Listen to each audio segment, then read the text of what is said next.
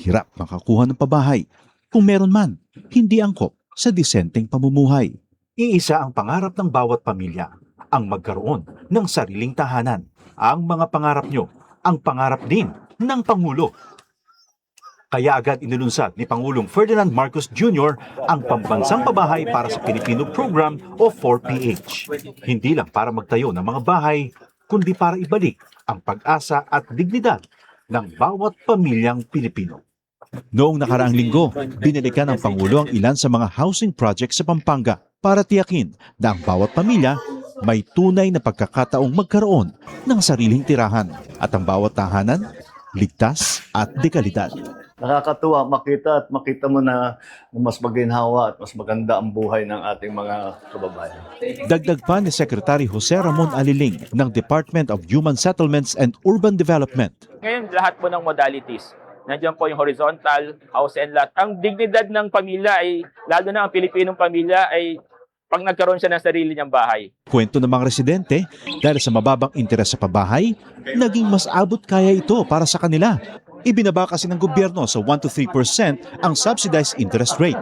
Para sa mga kwalipikadong benepisyaryo ng socialized housing project, aninsunod pa rin sa utos ng Pangulo. Yung mga kulang na bahay ay kagawa natin ng paraan upang lahat ng nangangailangan ng pabahay ay gagawin natin. Sa buong bansa, tuloy-tuloy ang trabaho. Isa-isang inaayos sa mga bagay na magpapagaan sa buhay ng mga Pilipino. Kasama na rito ang disente at sariling tirahan na hindi lang pangarap, kundi tahanang nabubuksan para sa bawat Pilipino. Ito ang Presidential Broadcast Service. Radyo Pilipinas. Radyo Publiko ng bagong Pilipinas para sa bagong Pilipino. Naghahatid ng mahahalagang balita at impormasyon na guugnay ng pamahalaan sa sambayanan. Tulay sa himpapawid ng serbisyo publiko. Radyo Pilipinas. Radyo Publiko. Ang boses ng Pangulo. Sa Borongan, 657. Radyo Pilipinas. Radyo Publiko.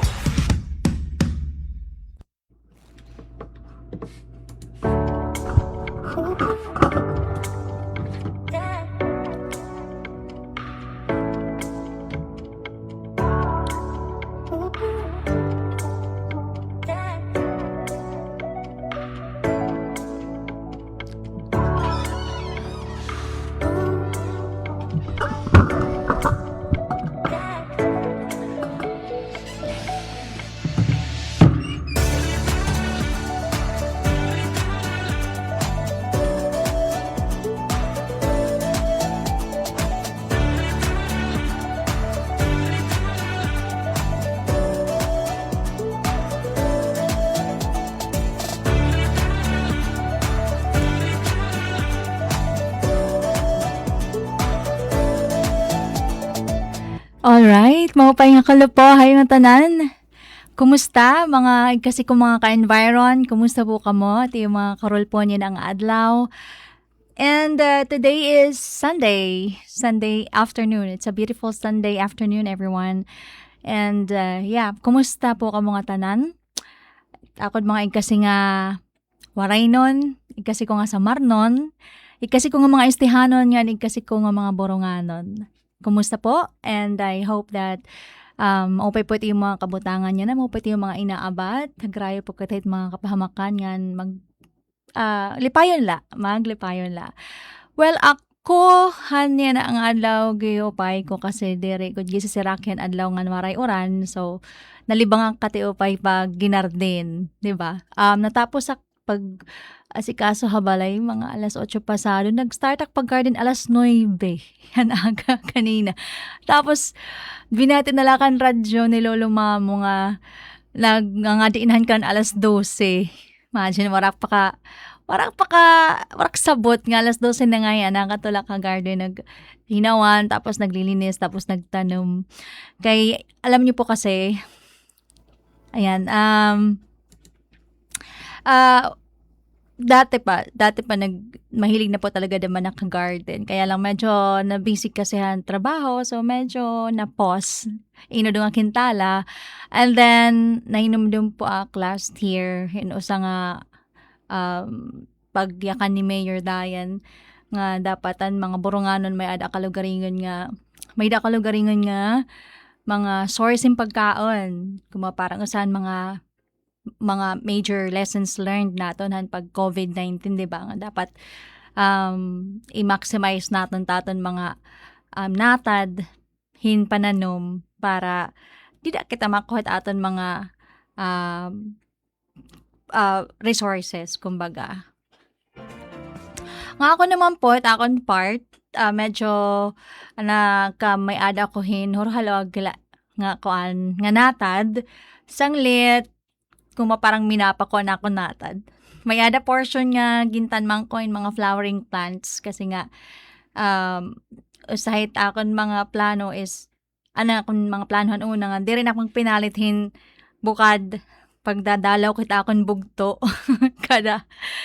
kada Domingo san magsumimba puti ang mga anak pagdadalaw ng mga tut iya lubnganan, di rin akong pipinal permi kay mahal na bukad dati tag 30 la naging 35 yan na 40 dani pa nga ni 45. So sa iton nga 5 dapat i-maximize ko akon din hinaton nga makatawno makin mga flowering plants para di rin napalit permi pag nadalaw kami nga to kanana.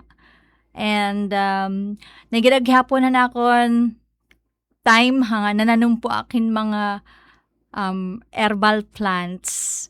Oo, kay ano to, anakon had parang awakening moment. Han mga 4 years ago or almost 5 years na po hinanay talaga nagkasakit. So dito ako na parang nag-research kung ano maupay, and dito naka-appreciate natural remedies, natural medicine. Aside nga may na part dito ta akong garden nga may da ko mga tanang mga herbs nga na dali ko ba pag example ginilinis mo ni Ria nang susulit yan, and then kapag sinisipon, di ba, mga nadadali-dali nga mga pantambalik kalugaringan para direct terminapalithin mga medisina butika. O sa taon kasi po gina-advocate talaga yan na natural medicine. Kasi ang dami-dami natin pwedeng gawin. Nga diri kita magasto para magmaupay taton panlawas. And of course, aning katulon, sa ning Mayor Dayan, source ang pagkaon. So, uset hanakon naman hingyap nga magkamaidahin parang mini garden. So, sa inyo, from time to time talaga, napalit po akin mga lison utanon. Nagpapasalamat po kit aton city government through aton city agriculture office kan Sir Maki nga may niya mga seeds nga dani pinanahatag po nga to community nga nakakatagamtam po amon office, minsan provincial agriculture office po nahatag through barangay nakakatagin mga seeds nga nahipantatan nga to mga natad mga balay. So nagpapasalamat naman na kan lolo mamo Francisco Carpeso po. Nag-iisa naming lolo dyan sa Barangay Liboto na luyot akon balay. Ngahit nabulig ha akon po hit pagmintinar hit mga utanon dito tamon natin nga. Pero ni na may nahuhugot nga okra, tapos eggplant. So, ayun. Kaya na-busy po anakan sa kaaga kanina. Iba kasi talaga dati kapag kapiling mo yung nature. Nakakapag-grounding ka, alam niyo, ambot kung binati na po kamuhit nga parang ang term nga earthing or grounding nga kumapot kahit mga kahoy, kahit tumunob ka dahit mga sighot, hit tuna, maghawan ka, parang na-energize din mo lawas, tapos na-avoid nga masakit ka, madali-dali kahit sakit. Kay maliban pa, syempre, nakaka-receive kahit sunlight, di ba? Tapos presko nga hangin, and then natural tawag nila ko energies. Natural energies from the natural environment, from soil, from the plants, from the trees. So that's why warak sabot kanihinan oras. Pasado na 12:00 ako natapos. And siguro sa inhit mga masisiring ko nga buta nga hopefully no it mga burunganon or mga estihaners maybe siguro bugos nga summer island communities is i-maximize natin taton mga natural resources taton mga natad bisan kun haligot ay hiya para ito nga mga purpose sugapan akon ganyan kan kanina kasi diri kita pero pinalit, 'di ba? And then pag may naton mga tanom, syempre nakakabuli pa katit environment like me. Dito ta ako naton na naman kinak mga fruit bearing, mga paborito nga mga prutas, mga fruit bearing trees like bayabas kanina nakakaon na kinli mga bayabas, 'di ba? Natural vitamins na 'yon na nakain ko. And then in between hanakon paghawan, kinuha daw na hinog nga kakao. Nangalimod lang ako na mga vitamina nga adik kakao. Pero I know very nutritious it kakao. So, gordabano, season sa gordabano, langka, and then manggahanin. Giyupay feeling nga nakadalhan akong libo nga nakanata. Ini nga mga paborito ko nga mga prutas nga natatagamtaman ko, takon family, takon friends, pag nakatuhira habalay. Hitya na nga mga panahon nga sana, taton din aton community is masugad, no? Maximize natin aton mga natural resources para maging beneficial aton makabulig gihapon it environment.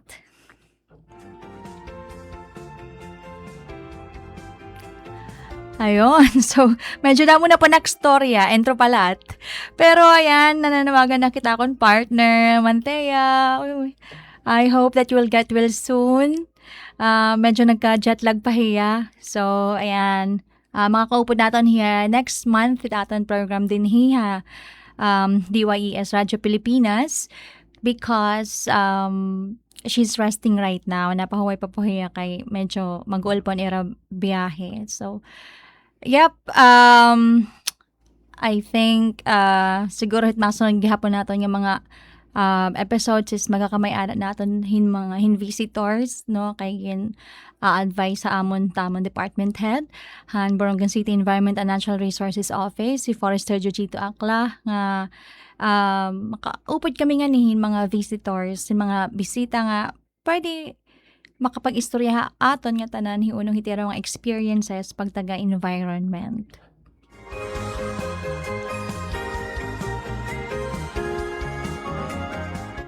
So, yon. And, since kailangan ko mag-topic, yun, ka ng environment, and, natigangan po naman, unangan namon niya pag-istorya din ni Almanthea, saan mga programahan Borongan City Environment and Natural Resources Office, and mangrove plantation po dito Barangay Kanhaway. And dito gihapon ito aton married couple tree plantation area, Barangay Kanhaway. So, ito aton dito katrabaho nga na in charge po hit pag-maintain aton mangrove plantation hitatay Rufo. Kumusta ka ta? I hope that you're listening. Sana nakakapamati ka po hit aton programa. Sangyohan kalibungan din hit aton radio station. And so that's why po hit yan na po nga kulop. Ako naman po dudugto nga nit pag-istorya iyuhin o sa gihapon hit aton mga project site han amon opisina nga kami po ang nagmamanage kay kung mga parang taton ro tatikan habugas ti pakadi kita ha sawang and then before kita sumag ka nga dit aton mga upland barangays kasi darodamo na po kasi mga project sites sa Borongan City Environment and Natural Resources Office. So sa ito nga importante makapag-istorya po kami ta iyo para po mabaroan niyo ngan ma-encourage ka mo nga bumulig bangin man la makakuha ka mo yung mga tips kung paano ka mo kakapaghimog gihaponin mga programa kanang environment or mga project kanang environment dito yung mga barangays, especially po ito aton mga barangay officials. So yan, hi hanaton mga barangay officials no dinhi Borongan nga mga namamati yan na I'm sure namamati po yan ako nanay Hinanay Mir Nagavilan, barangay captain po, barangay Libuton, ng akon auntie Mercy, maramak na mamati po yan na. And so, yun, going back, nga di kitahan, ikaduhap nga project hit Bisanero, and located naman ini, didighap mo lagyap hitaranit dagat, an Monbon Island. Monbon Island ngahin, an usapa nga check ko lang. Usa pa nga fish sanctuary area dinit aton syudad ang katadungan dito ha Point Mary. So, ayan, asa po ako nag-share nga information na iyo yan na. And, saan po ako magtikang? Speaking of Point Mary, namaramak na mamati po, hera nanay Mir na yan na. Tama? Yes, and hala, wait lang. Kaya ko po nakon list na kay Dodo Hatera. Hinanay Mir na ngay tatay Edi Aligre Barangay Point Mary. Ngan hinanay Edita Anasarya sa Sabang South. Ayan, finally na-meet namon po kamo.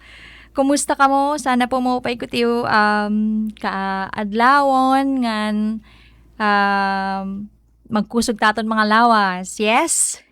Diba, Nanay Mirna, Nanay Edita?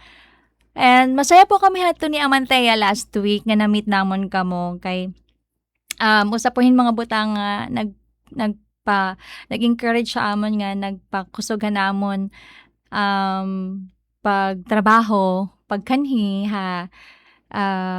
DYS Radyo Pilipinas nganing pagkusgon pa aton sangyahon kalibungan nga program kay daran iyo istorya amon may da po talaga times nga na istorya kami ni Amantea ano daw la kun may ada hini namamati nga ni aton program or may ada ba mga kumbaga parang may ba mga nababaroan at mga nakakapamati amon. So last week we are very thankful and we are very happy nga na-meet namon kamo Nanay Mir na Nanay Edita. Nagsusumat kamo haamon nga namamati kamo hit program hit sangyaw hay kalibungan nga talagang masisiring ko nga namamati good manera kasi na-mention niyo kung paano nagkakamay din climate change, paano nga nakakakontribute it dire ta mga pagbabasura nga tuwid pagpasod kalibutan nga nagkakausan yung climate change. So nasa nga wow, namamati good manera. And hinanay Mir na po is masugid po palang taga-subaybay hit karan programa pag taga-environment kay pero nakabeses nga nakadaoghihan mga pa-contest han LGU Borongan kapag nagsa-celebrate kita Arbor Day, anaton annual Arbor Day hit Borongan City. Kagin sa celebrar naton kada katapusan nga Biyernes hit bulan hit Hulyo, pinaagihinihan City Ordinance number 119 series of 2015. So asa ito nga hanya na nga nakalabay nga July 31, pinaagyan opisinan Bisendro, nag-celebrar po ang LGU Borongan Annual Arbor Day nga nagkamay den tree growing and nurturing activities dito Barangay Hibakong, kaupod ang iba-ibang mga agencies naton diniha naton Manyogan Syudad han Borongan. So ayan, again Nanay Mirna, Nanay Edita, sana po may da po niyo damot iyo mabaruan ha akon yan na kay kuan ini may kinalaman po tayo Barangay Point Mary. Aton po LGU Borongan City in may ada declared nga fish sanctuary and marine protected area. Pinaagi po inihiyahan Municipal Ordinance number 10, Municipal Ordinance number 10, series of 1997. So, hala, pero naka-anyo sa naglabay. 2007. Almost 30 years. Diba? Tama po ba? 1997 hiya na-amend kasi may pa hiniya pinakaunang ordinansa 1994. Wait. I think 1992. Yes, 1992 ang pag-declare po Munbon bilang fish sanctuary. So, na-amend po inihiya 1997, kaupod na ang Kalidungan dito ha Point Mary. Diri Kalidungan. Katadungan dito ha Point Mary. So, mga taga Point Mary dida, hello, mga nakakapamati. It portion dito yung barangay, ang tinatawag ng Katadungan in declared nga fish sanctuary and marine protected area hit aton city.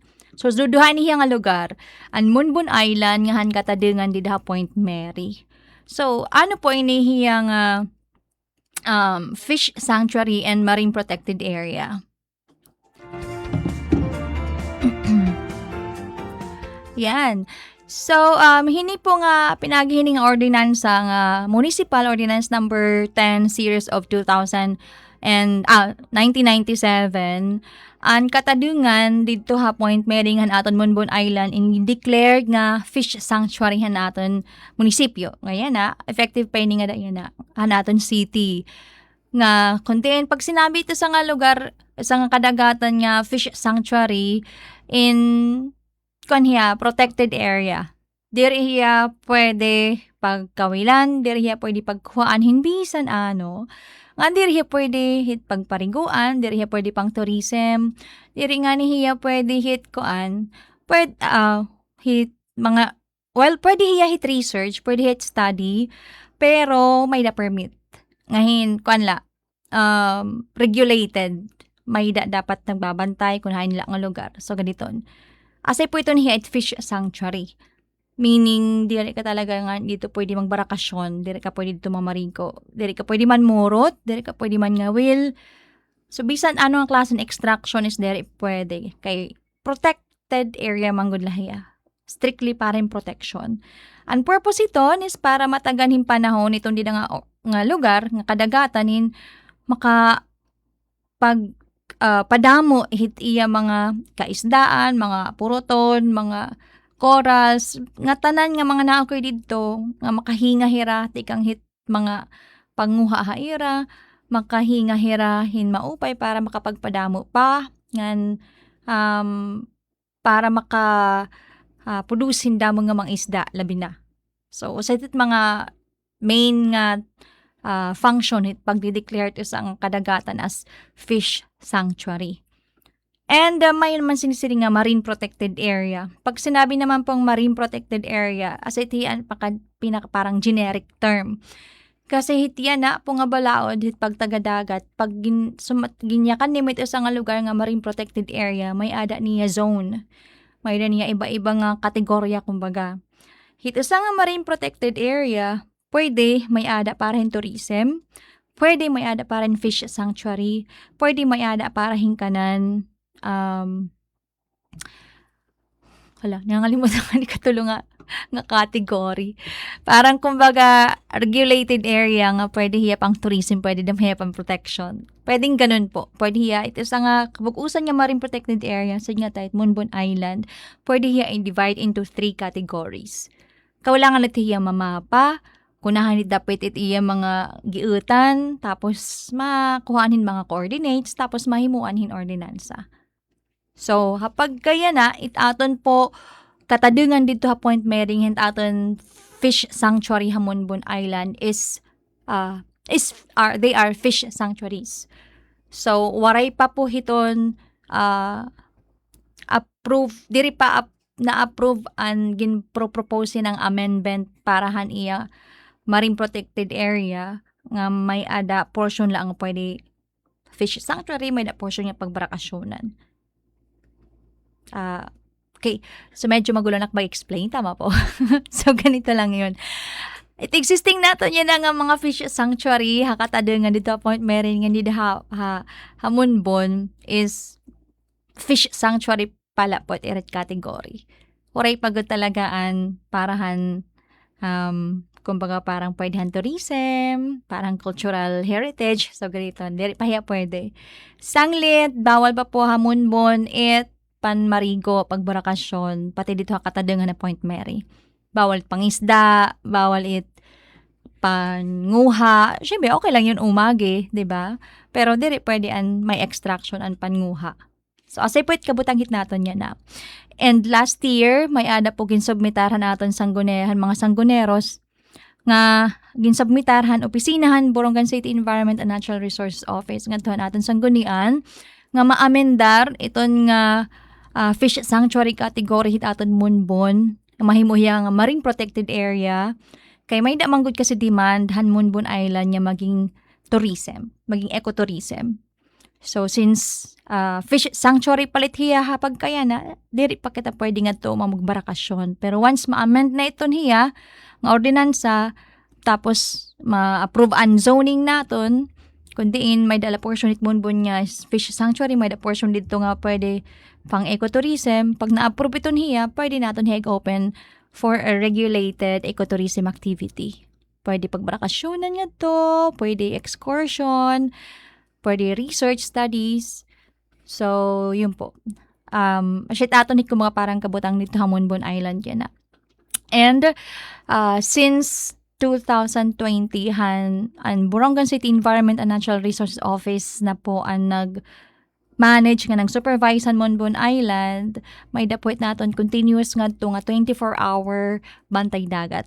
Mga taga Ando Island, may bako nga taga may Pangdan nga 24 hours nga nagbabantay nga to para masiguro nga na proproteheran aton dito fish sanctuary. Kay wari nga dito nagbabantay, syempre pagpipinanagatan man, 'di ba? And mawawara ang purpose at pagka-sanctuary niya kay diri hiya babantayan and magpagpipinanghuhaon dito mga resources hit dagat nga adto. So, sa point hit trabaho hit amon opisina an masiguro nga sakto nga intuhay it management hit aton Monbon Fish Sanctuary. Yeah, hopefully po no it aton taman dito ha point merit aton mga barangay officials and gin ko consider naman po ni Raan Katadungan. Kasi kapag kaya na waray pa po aabothan nga duha katadungan it management and supervision hit amon opisina. We are just hoping nga no it aton mga barangay officials dito Hamonbon amin ha point Mary is era dito gin babantayan ang katadungan. Ayon.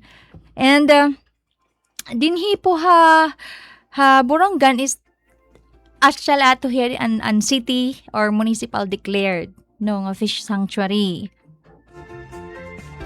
Pero may ada po mga barangay nga naghimuhin mga ordinansa pag-declare hin era kalugaringon nga mga fish sanctuary areas. For example po, Ando Island. Kudos po hit aton mga barangay officials sa Ando Island, no? Pangunguna po ni Honorable Castillo, nga very active po it era pag-maintain, ngahin pag-manage it era fish sanctuary, di daha puro haando nga, kundi pag kumato nga ni kamo Ando Island, di da palit era pantalan kikitao niyo nga, damo na it, damot mga isda talaga. Kasi pinagbabawal ni Radida it panguha, it pangisda. So, yun po, asyit hit, usad mga kaupayan hit, may ada kalugaringan ni-declare nga fish sanctuary area. Pati gihapon po it barangay Lalawigan, may ada gihapon po ang barangay Lalawigan kalugaringan nga declare nga fish sanctuary area. Diri laak, batid ko nakain dapit. Wait lang ha. I-check ko po ito kung anira ordinance. Wala din na akong record kung hain banda barangay Lalawigan tira fish sanctuary. Sanglit gin-encourage po namon nga tanan nga mga coastal barangays din niya Borongan. We have 26 coastal barangays. Upod na anduduhan natin nga mga island barangays nga himuhin kalugaringan ng ordinansa. Kung may niyo kinigita nga maupay nga lugar dit iyo baybayon nga pwede i-declare as protected area or fish sanctuary, pag i-kompo niyo, i-proteheran niyo pinaagihin ordinance. Pwede po niyo itapit amon opisina at Borongan City Environment and Natural Resources Office para buligan ka mo hit pagmapa, buligan ka mo paghimo po hit ordinance. Hit pag-declare hito nila ang lugar. So, pagkita niyo, kung hain hito nila nga itiyo barangay tingin niyo dapat i-preserbar, kay damo itiyo mga isda dida, kada kanit nga mga, ang tawag ito, parang, nga may da, portion nga hababaw, nangalimot lak. Diri mo gudag para pang isda daman. Nangalimot pa kan term hit, nga, diri habutay basta nga atot may niya pinakabakulo tapos madahalarom nga parte nga tingin niyo damot mga isda didto ngayon may mga corals mope pa kun may na mangroves. So kung suga dito kinimahit niyo kinikita nga sugalit nga lugar dit iyo baybayon may kadagatan Yan, pwede po niyo ipa-assess sa tamong opisina. Pwede gyapon na DNR kung karayag niyo. And then pwede po kita mag-sit down, hit sa yung mga barangay session para pagrestoryahan po ito nan mabuligan kamo nga ma-declare ito nila nga lugar as fish sanctuary or marine protected area dito yung barangay. So pwede po ito mga programa hit kanan komitiba hit agriculture and fisheries nga mga kagawa dito mga barangay para magkamayda po mas makusog nga action para po hit pagproteher aton kadagatan ngin aton mga resources hit aton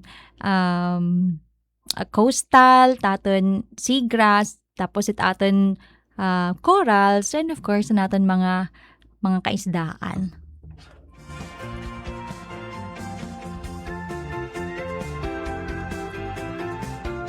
Ayan. So, aton din borongan hit aton mga project sites nga harani hit mga baybayon.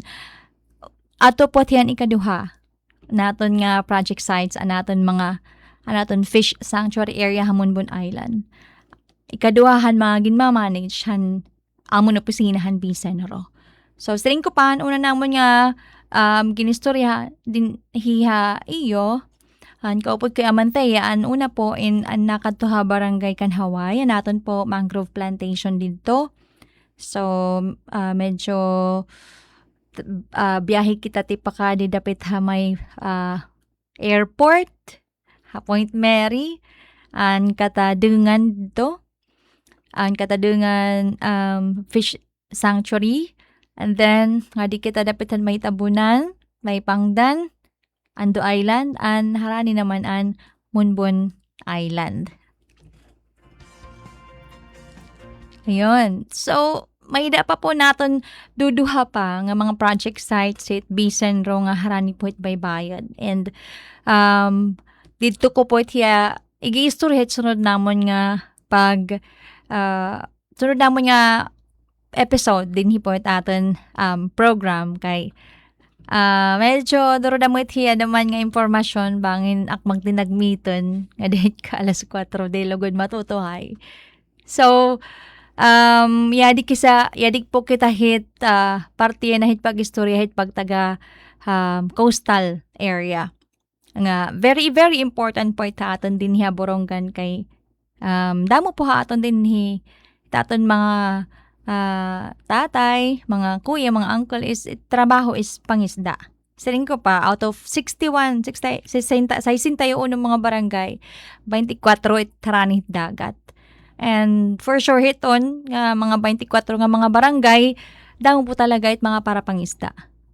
So, adaan kahalagahan talagahan aton mga coastal resources, ti ikan didit mga bakhaw, nga dihit mga guragba, nga tuhit mga seagrass, nga mga kaisdaan, nga para hit era sources of income, tera mga pakabuhi. Pero, maliban po hiton, napaka-importante naton coastal resources din niya borongan kay asyet aton first line of defense kapag naglalasorbo at panahon, di ba? Kapag may tiarabot nga bagyo, aton mga kabakhawan taton mga seagrasses aton bakulod asyat pinakauna nga natapiha aton hitgig kukusugi nga mga balod nga mga hangin kasi po kapag balod te paraniha aton nganit mainland hit katunaan pag-aagi niya di dahit kahababuan or labi na dahit bakulod diba napurak na break na yun nga, na-break po mga balod. So, sanglit nga dit pag-aabot ka din na hit baybayon is di rin sort kakasagit impact. Labi na kung na papaod pa hiya hit mga bakhaw, hit mga mangroves. Itatong pa mga mangroves asya part pinaka-windbreaker kapag kakasugi naman hangin ti kandida hit Pacific Ocean kadagatan pag naagi nga di hit mga kabakhawan, mangrove area, nabi-break daman hiya. It wave, it hangin. So, diri, nagiging sugod kakasug daman tiya impact nga dihit community nga dit mga bablay. labi na gihapon kung may ada pa natin sinisiri nga beach forest. Asa na yan, paubaw pa dinihan mangrove, kumbaga. Ano niya, like, swerton nga mga kahoy nga talisay, mga marok-barok. Dani nga ni may da pa nga ni naga, nga mga naturok. So, ito nga mga kahoy, nga mga naturok dito, mga beach areas, asay na matirate, kumbaga parang kasunod hit mangrove. Nga natapiha aton, hit magkusog nga hangin, ngahin, pag naabtan pa hit balod. Diba? So, very, very important po aton din ni Borongan in magkamay adahin maupay nga coastal management. Tikan level at barangay nga hit LGU. Sanglit, din ni po Borongan, pinagi po tamo na opisina, may ada po gimbubuhat naton nga pag-aram o tinatawag naton nga data banking, pag-aaram hitaton coastal resources. Pero natikangan po ini nga data banking han coastal resources sa Borongan han 2019 han ang pinakaunaging kandak nga participatory coastal resources assessment. Ginkandak po niyan 15 nga mga barangays din niya Borongan nga may da niya kompleto nga mga ecosystem. Pag sinabi pong kompleto nga mga ekosistema, may da niya mangrove, may da beach forest, may da mangrove, may da seagrass, may da corals. So, dito po nagtikang naton PCRA or Participatory Coastal Resources Assessment nga last year na segundahan na po inihiya. So, nagtikang po kitahin sa nga barangay may pangdan ang Rapid Resource Assessment nga sa segundahan po itya na nga tuig, actually itya na nga maabot po nga October, hit iba pa nga mga barangay. Bakit kailangan magkandakin PCRA or Participatory Coastal Resources Assessment din Borongan para mabaroan natin kung ano at mga resources nga may alit Borongan, gano'ng kadako, gano'ng ka-effective, kaya syempre, kailangan man namon mabarang kung ano nga mga bakhaw, ano mga seagrass, ano nga mga corals may ada. So, pag nabaronit namon, naton, now, pwede kita maghimuhan Integrated Coastal Resources Management Plan. Nga asset main goal po itamo ni Pisina, kay, sarin ko pa kanina, suwad ka importante, taton coastal resources. Yan, so, hopefully, no, nadapod ka tapos po hit, yan ang tuig is may ada namon hin roadmap kay sa gapit activity tamon opisina is magkamay din road mapping activity para aton ICMP ang Coastal Resources Management Plan hit Borongan. Kay saring pa ni Mayor, hindi natin maproprotektahan kung yung mga resources natin kung hindi natin alam kung ano yon. So, 'di ba? Kailangan magkamay din assessment, aton mga coastal resources, and then makahimo kita na aton plan para magiyan kita kung ano naton mapreserbar, maproteheran, nga mas maging maupay pa aton mga karikuhan din aton baybayon. Nga didit level po hit barangay is pwede po magkamay din effort at mga barangay LGUs. Saringhan gin-mention ko kanina, pwede ko mag-declare niyo kalugaringon yung mga fish sanctuary area or marine protected areas. Very important po kasi talaga ang mga ordinances, labinahan barangay level. And as I said, kung kareg po niyuhin assistance paghimo hiton, pwede po kang mag-tap hit opisina ng CTN bisan po Sabado itiyo session, na-request lang po kami din overtime. Bisan hit kumbaga parang dere koan bisan it dere weekend bisan dere weekdays, as long as kinikita namon nga very interested po it mga barangays kinakadto po it namon kinsa siguro po it ni Sir Jojito nga mabubuligan po namon kay we understand naman po nga most of the barangay officials it era po schedule it era barangay session is weekends. So, yan. Pwede po niyo kami invite. In advance lang, ha? Wag naman din yung invite ko mo biyernes tapos kinabuwasan na. Kailangan po sakto nga oras para mapreparar kami. Kaya syempre, daw pamandaman gibubuhat po at opisina sa CTN-RO, diba? And saring ko pa kanina, ato pala po at ang duhahan 13, I think 13 po it mga project sites in Borongan City Environment and Natural Resources Office nga. Sadyang pinapafokusan po ng pinapakasugitamon Department Head Forester Jujito Akla because diri hiya pwede pagbabayan kay dida po na aton future nakasalalay. Wow. Big words. Dida nakasaad aton future. But come to think of it, may po puntos talaga. Kay kung mahibang aton mga natural nga karikuhan, di ba? Very scary. Makaradlok it aton na ato bangon nga future hit Borongan City labi na kay yada kita parte nga hit na ato bang hit Pacific Ocean, di ba? Kanina pa lang nga ni may kunabatian na news nga may tiarabot nga super typhoon. Nga iyan na, declared hiya nga super typhoon. Pag sumari ko ni Tatan, Philippine Air Responsibility, tatawagon hiya nga super typhoon nga Inday. Hopefully, dir talaga mag-landfall nga diha aton kay sobra kadelikado, Diyos ko. Pero yun nga din po, siringhan aton anak ko nabatian nga parang mapapakusok na it habagat, ituuran kasi nga medyo maharaniman nga dit aton Philippine Area of Responsibility. So, kaulan kita hit maging ikmat, mga igkasako mga ka-environ, labi na din hiya Borongan, nga maging andam kita, hit mga sugarito niya mga kalamidad, mga natural nga kadelikaduhan, kay dakot aton mga vulnerabilities, labi na ito aton mga kabarangay nga hani po mga kadagatan. Ayan, taton oras po and isakto na para po hanakon closing part. Di ba wala sa buta? Pero nakakamiss si Amantea.